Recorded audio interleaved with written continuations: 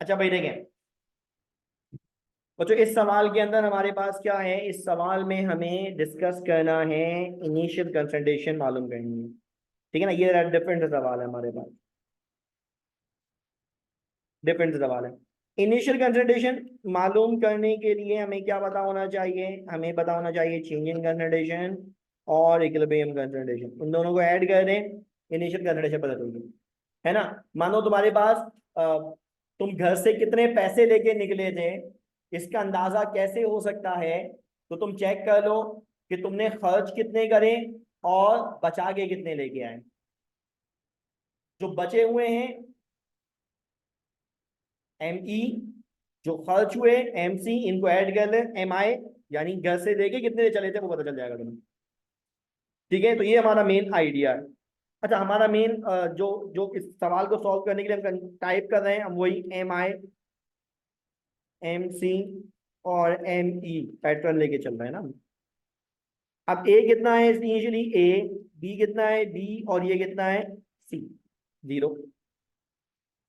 खर्च कितना हुआ भाई? ए माइनस एक्स बी खर्च हुआ, और ये बना कितना? C two C, that two X. तो बचा कितना? ए माइनस एक्स ए बचा, बी माइनस एक्स बी बचा, और प्रोडक्ट कितनी बनी? सी कितना बना? Two X. ये हमारे पास। अच्छा, अब सवाल को अगर हम देखें तो क्या है कि जब इक्विलिब्रियम आया, when equilibrium was attend, concentration of A and B was 2 molar and C was 3 molar। यानी जब इक्विलिब्रियम आ गया, है ना, इक्विलिब्रियम आ गया, उस वक्त A माइनस एक्स और हमें B माइनस एक्स कितना मिला? A माइनस एक्स की वैल्यू आपको गिवन है, that's 2 molar. B minus x की वैल्यू भी आपको गिवन, दैट्स 2 मोलर। और C इक्विलिब्रियम पे कितना था? दैट इज 2x, और वो कितना है? 3 मोलर। अब ये सवाल में तुम्हें खुद ही गिवन है, equilibrium concentration of A, B and C given in the question। अब हमारे पास equilibrium concentration of A, B और सी मालूम है। अब अगर इक्विलिब्रियम कंसंट्रेशन मालूम है तो हम इससे इक्विलिब्रियम कांस्टेंट मालूम कर सकते हैं बड़ी आसानी से। है ना? इक्विलिब्रियम कांस्टेंट मालूम करने के लिए हम डायरेक्टली सॉल्व कर सकते हैं फॉर्मूला। लेकिन हमारे लिए यहाँ पे सवाल क्या है? सवाल ये है कि इनिशियल कंसंट्रेशन क्या है वो मालूम कीजिए। इनिशियल कंसंट्रेशन क्या है वो मालूम कीजिए। हमने बोला भाई देखें, इनिशियल कंसंट्रेशन मालूम करने के लिए हमें क्या पता होना चाहिए? ए की इनिशियल कंसंट्रेशन मालूम करनी है तो हमें क्या पता होना चाहिए? ए की इक्विलिब्रियम कंसंट्रेशन पता होनी चाहिए। अगर ए की इक्विलिब्रियम कंसंट्रेशन है तो हाँ हमें मालूम है। लेकिन क्या हमें ए की चेंज इन कंसंट्रेशन मालूम है? क्योंकि इनिशियल का फॉर्मूला क्या है? इनिशियल का फॉर्मूला क्या है? इनिशियल कंसंट्रेशन मालूम करनी तो क्या मालूम होना चाहिए? एम सी और एम ई। अब अगर मैं चाहता हूं मैं ए की इनिशियल कंसंट्रेशन मालूम करूं, तो मुझे क्या पता होना चाहिए? ए का इनिशियल मालूम करना हो तो ए का एम सी और एम ई मालूम होना चाहिए। लेकिन प्रॉब्लम ये है कि यहाँ पे सिर्फ एम ई मालूम है, एम सी मालूम नहीं है, एक्स मालूम नहीं है, चेंज इन कंसंट्रेशन मालूम नहीं है। अब अगर चेंज इन कंसंट्रेशन मालूम नहीं है तो फिर हम ये सवाल कैसे सॉल्व कर सकते हैं? Initial concentration of A, initial concentration of B कैसे मालूम कर सकते हैं? ऑल दो इक्विलिब्रियम मालूम है, लेकिन चेंज नहीं मालूम, एक्स नहीं मालूम। अब एक्स कैसे मालूम करें? तो हमें इस सवाल को गौर से देखना होगा। इस सवाल में हमें चेक करना होगा, इस सवाल में हमें चेक करना होगा कि हमारे पास यहाँ पे कोई ऐसा फैक्टर है जो आसानी से एक्स की वैल्यू हमें दे सके। तो अगर आप नोट करें, यहाँ हमें मालूम करना है सबसे पहले, to find change in concentration.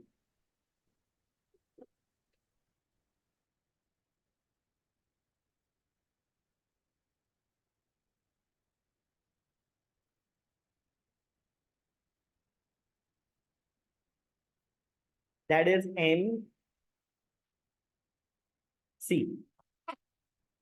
X कह लीजिए। अब यहाँ कौन सा ऐसा फैक्टर है, कौन सी ऐसी प्रॉपर्टी है जो हमें एक्स की वैल्यू डिटरमिन करके दे सकती है? यकीनन ए से मालूम नहीं कर सकते हम।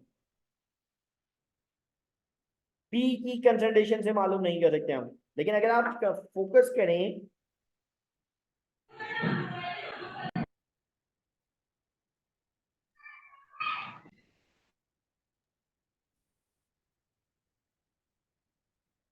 अगर आप फोकस करें तो हमारे पास प्रोडक्ट सी की कंसंट्रेशन को अगर हम इस्तेमाल करें,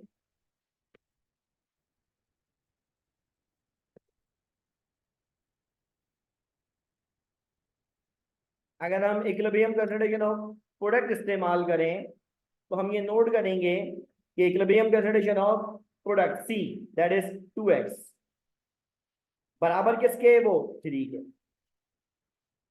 है ना। Equilibrium concentration of product C किसके बराबर है, वो 3 के बराबर, ठीक है ना। प्रोडक्ट की कंसंट्रेशन यानी अगर हम यहाँ पे जाएं, इक्विलिब्रियम कंसंट्रेशन ऑफ सी किसके बराबर है, 3 के बराबर, ठीक है। तो हम ये कह सकते हैं कि equilibrium concentration of C which is 2x equals to 3 है, यानी x प्रोडक्ट कितनी बनी है, 3 मोलर बनी है, ठीक है ना। 3 मोलर दी है कितनी, वो 2x बनी कितनी है, इसका मतलब है वो 3, तो 2x की वैल्यू किसके बराबर आ गई, 3 के बराबर आ गई। तो अगर 2x की वैल्यू 3 के बराबर है तो x की वैल्यू किसके बराबर आ जाएगी,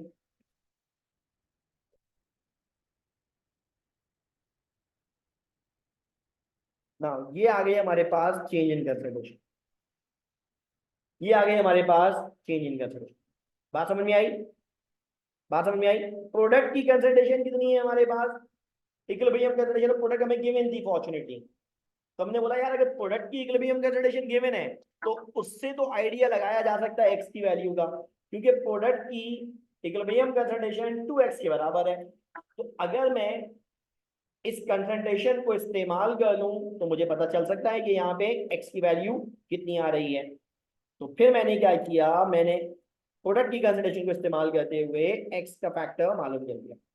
अब अगर ये मालूम कर लिया तो अब हम क्या करें, अब हम क्या करें, अब हम इक्विलिब्रियम कंसंट्रेशन मालूम कर लें और इनिशियल कंसंट्रेशन मालूम कर लें to find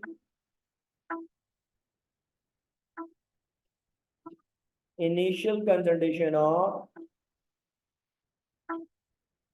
A and B M I, ठीक है ना। तो चलो एक एक करके मालूम कर लेते हैं। फॉर ए, ठीक है, फॉर ए तो हमने बोला भाई वो किसके बराबर है, फॉर्मूला लिख लेते हैं पहले, M I is equal to M C plus M E, ऐसा ही है। अच्छा, एम आई का मतलब है ए, एम सी का मतलब है यहाँ पे एक्स।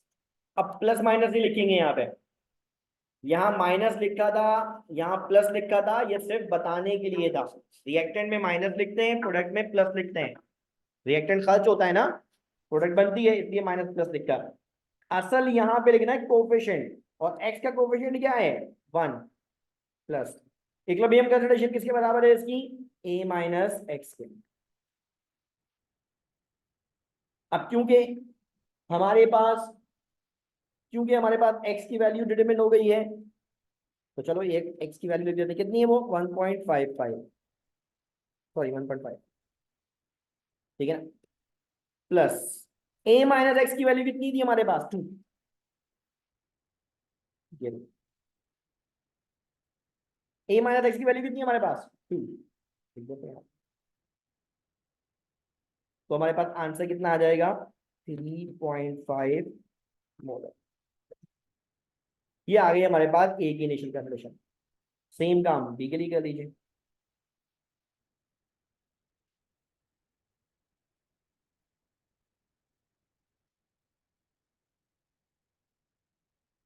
सेम फॉर्मूला इस्तेमाल होगा, M I is equals to M C plus M E.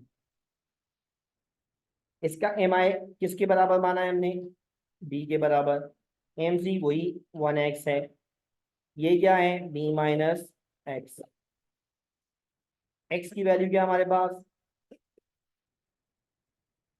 1.5, B की वैल्यू कितनी थी, यहाँ पे भी 2 ही थी, तो आंसर आ गया 3.5 मोलर। ये हमारे पास सेम पैटर्न है ना, ये हमारे पास का सेम पैटर्न। ठीक है बच्चों, समझ में आई बात?